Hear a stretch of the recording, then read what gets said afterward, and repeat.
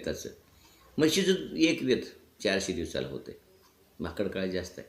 420 दिवस खाते ती. तर त्यांनी सांगितले एका वेताला 2000 लिटर दूध. नाही होत. होत नाही. 1500-1600 लिटरच्या पुढे एका वेताला कुठलीही म्हैस जात नाही. एक वेत बोलतोय मी. ज्यावेळेस ती भाकड असते त्यावेळेस ती खातेच. प्रॉब्लेम आहे. तुम्हाला 60 लिटर भाव वाटतो 12, पण दूध 1500-1600च्या पुढं जात नाही. त्याच्यामुळं तिचा खर्च वैरणीचा त्यांनी 35 किलो सांगितला. 500 किलोचं जनावर आहे ते. 35 किलोत नाही भागत. 50 किलो लागते. 45-50 किलो ती खाते वैरण, हिरवी वाळली काय असेल ते. पशुखाद्य 5-6 किलो लागते त्याला. त्यांनी 6 किलो सांगितलं. 6 किलो पशुखाद्याचा दर 25 रुपये आणि 150 रुपये होतं. आणि वैरण आहे 40-50 किलो त्याचं 100 रुपये. 250 रुपये खर्च त्याचा. 10 रुपये औषध धरलं आहे. 240 आणि 10. 250 रुपये खर्च आहे. 250 रुपये खर्चानं वर्षाची 400 दिवसाची पैसे झाले किती?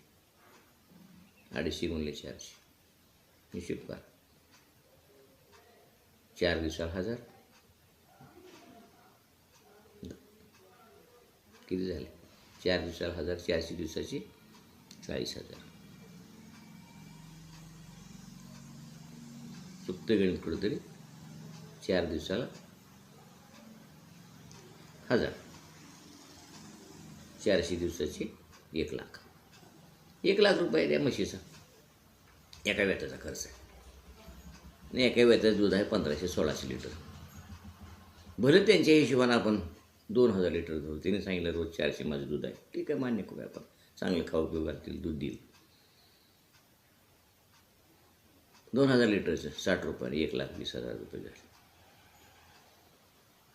1 लाख गेले, फक्त 20,000 उरले. एका वेताची एका म्हशीची 20,000 उरले.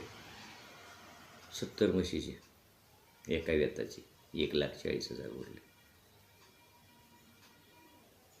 70 गुणिले 20,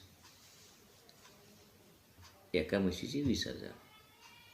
7 एका म्हशीची 20,000 उरले एका वेताचे. त्यांचे लेबर 18,000 आहेत. 3 लेबर आहेत म्हणतात. 70 म्हशीचं काम 3 लेबर करतात. मला वाटत नाही 3 लेबरमध्ये होतं. नाही होत. आम्ही पण तेच करतो. शेण काढणं, धुणं, पुसणं, कॅन्ड धरणं, दूध काढणं, कुट्टी करणं होत नाही. 4 मजूर लागतात. पुन्हा वैरण काढ